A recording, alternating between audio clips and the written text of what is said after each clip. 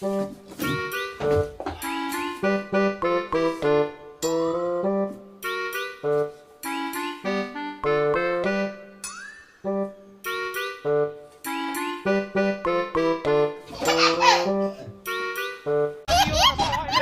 大家好，我是陈爸啊。义乌呢这2天呢是天天下雨啊，不是刮风啊，就是大暴雨啊。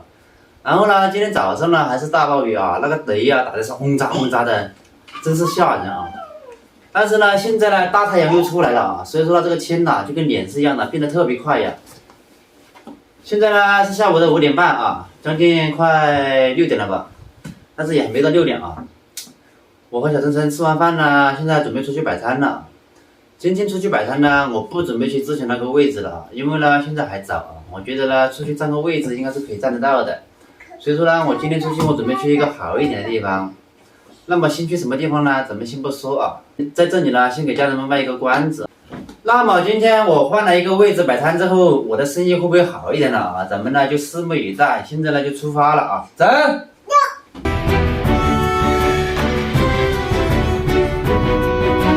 家人们呐，小弟呢今天又给你们丢脸了啊！本来呢是打算换一个地方摆摊的啊，结果呢刚把东西摆在那里了，城管就过来了啊，没法，又给拍回到这里来了啊，老地方鸡鸣山公园。哎，害我又白白耽搁了1个小时啊！现在呢又是晚上7点过了。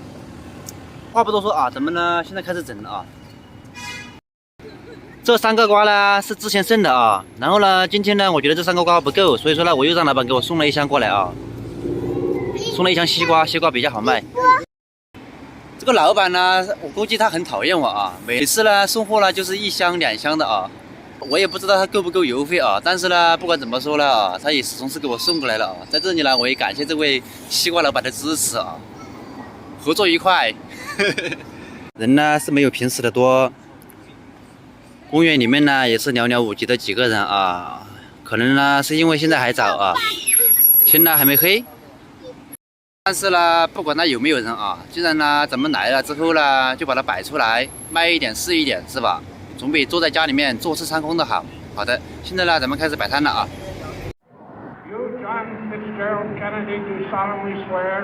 I, John Fitzgerald Kennedy, do solemnly swear that you will faithfully execute the office of President of the United States. that I will faithfully execute the office of President of the United States And will, to the best of your ability, and will, to the best of my ability, preserve, protect, and defend the Constitution of the United States. preserve, protect, and defend the Constitution of the United States. So help you God.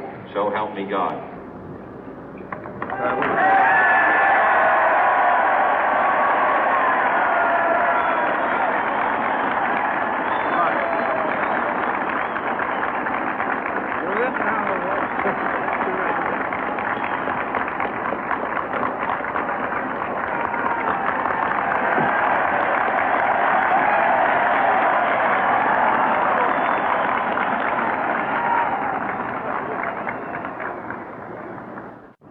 Vice President Johnson, Mr. Speaker, Mr. Chief Justice, President Eisenhower, Vice President Nixon, President Truman, Reverend clergy, fellow citizens.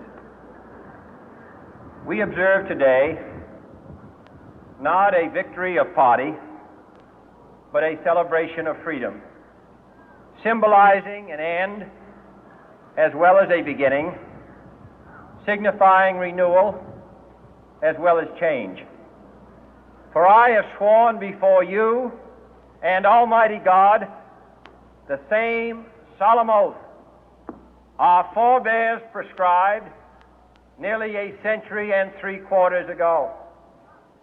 The world is very different now, for man holds in his mortal hands the power to abolish all forms of human poverty and all forms of human life.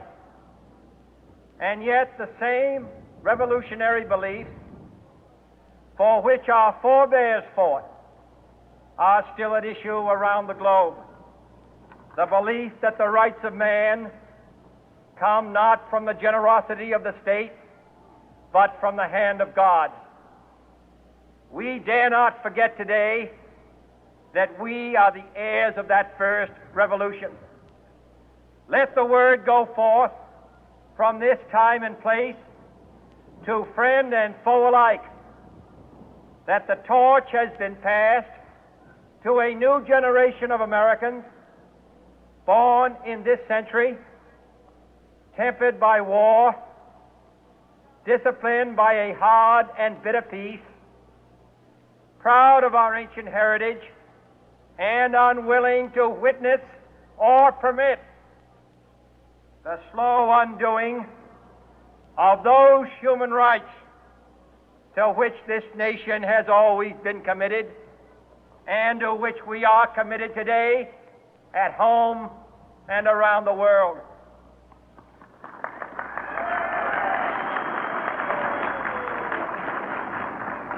Let every nation know, whether it wishes us well or ill, that we shall pay any price, bear any burden, meet any hardship, support any friend, oppose any foe to assure the survival and the success of liberty.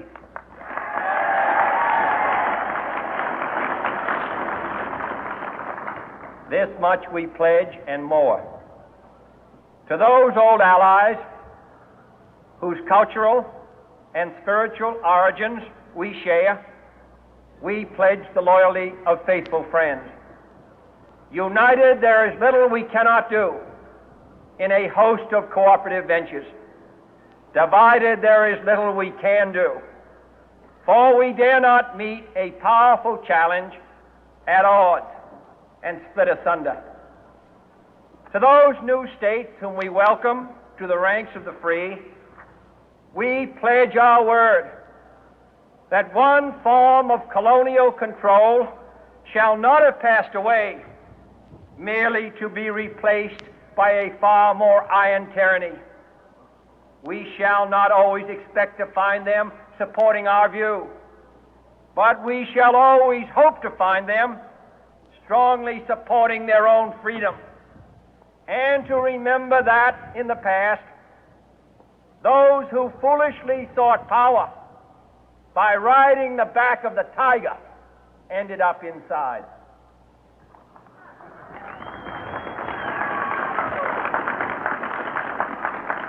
To those people in the huts and villages of half the globe struggling to break the bonds of mass misery, we pledge our best efforts to help them help themselves for whatever period is required, not because the communists may be doing it, not because we seek their votes, but because it is right. If a free society cannot help the many who are poor, it cannot save the few who are rich.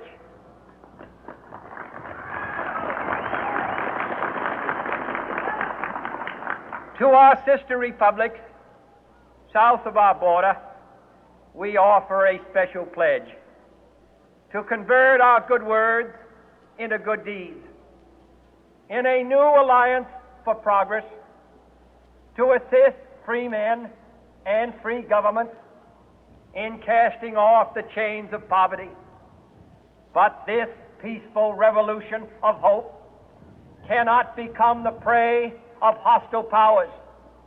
Let all our neighbors know that we shall join with them to oppose aggression or subversion anywhere in the Americas.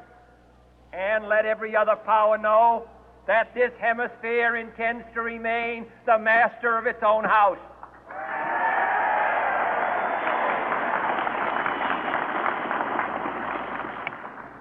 To that World Assembly of Sovereign States, the United Nations, our last best hope, in an age where the instruments of war have far outpaced the instruments of peace, we renew our pledge of support to prevent it from becoming merely a forum for invective, to strengthen its shield of the new and the weak, and to enlarge the area in which its writ may run. Finally, to those nations who would make themselves our adversary, we offer not a pledge, but a request that both sides begin anew the quest for peace. Before the dark powers of destruction, unleashed by science, engulf all humanity in planned or accidental self-destruction, we dare not tempt them with weakness, for only when our arms are sufficient beyond doubt can we be certain beyond doubt that they will never be employed. But neither can two great and powerful groups of nations take comfort from our present course, both sides overburdened by the cost of modern weapons, both rightly alarmed by the steady spread of the deadly atom, yet both racing to alter that uncertain balance of terror that stays the hand of mankind's final war. So let us begin anew, remembering on both sides that civility is not a sign of weakness, and sincerity is always subject to proof. Let us never negotiate out of fear, but let us never fear to negotiate.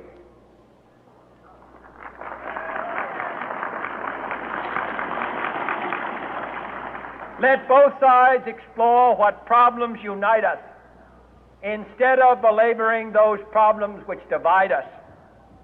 Let both sides, for the first time, formulate serious and precise proposals for the inspection and control of arms, and bring the absolute power to destroy other nations under the absolute control of all nations.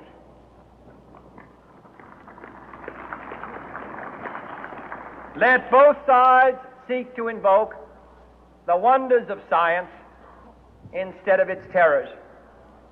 Together, let us explore the stars, conquer the deserts, eradicate disease, tap the ocean depths, and encourage the arts and commerce. Let both sides unite to heed in all corners of the earth the command of Isaiah to undo the heavy burden and let the oppressed go free. And if a beachhead of cooperation